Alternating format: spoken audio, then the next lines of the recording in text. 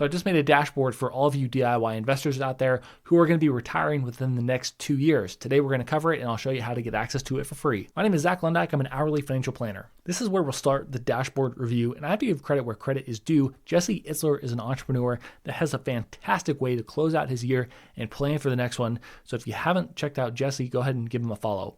And while he's an entrepreneur, not necessarily geared towards the retirement industry, I think his ideas transfer nicely to a retirement audience because of how tactical they are. The first thing we have to do is close out 2025. Go ahead and give yourself a rating. How'd the year go on a scale of 1 to 10? You kind of instinctually know, if you took everything and blended it up, did you get a 6, 7, 8, 9, 10? What was that? And think about it similar to the way you would grade a test. If you got a 7 out of 10, that'd be like a C, 70%. And then you can go as far as breaking it all the way down into your different aspects of your life. Think relationships, health, work, and adventure. So this would be huge because when you look back at the prior year, you'll be able to see what did I grade myself and why, and what did I set my intention of to get better for next year. So that brings us over here to the right side, the checklist that we have to go through for our dashboard.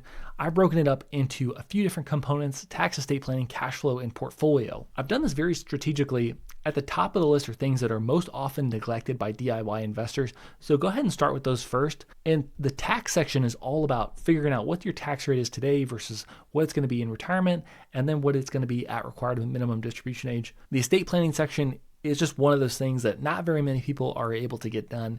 Unless you have something that comes up that forces you to do it, it's just a really easy one to let slide for years and years and years, but it's very important. For cash flow is the most important part of retirement. If you don't have cash flow, you can't be retired. Social Security, a lot of people are actually pleasantly surprised with how much their Social Security benefit is. And then I wanted you to also look at your passive income, so the dividends and interest from your portfolio. I would like you to keep that within your taxable assets though. We do have dividends and interest in 401ks and IRAs and SEP IRAs and all that stuff, but to get that money out of there, you do have to pay tax on it. And within the taxable account, you could reinvest it in securities, or you can just redirect it to your bank account and use it to fund retirement goals.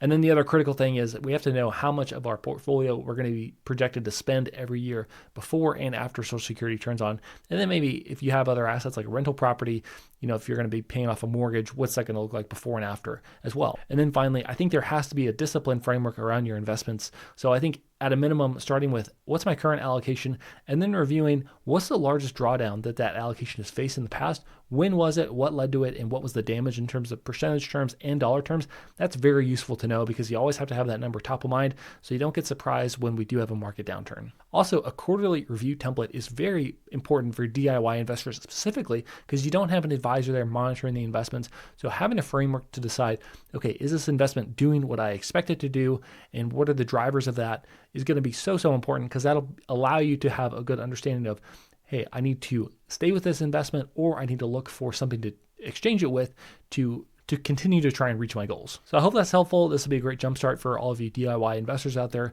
to start to get a handle on some of the most important aspects of retirement. So like and subscribe for more DIY retirement planning content, and we'll see you soon. Thanks.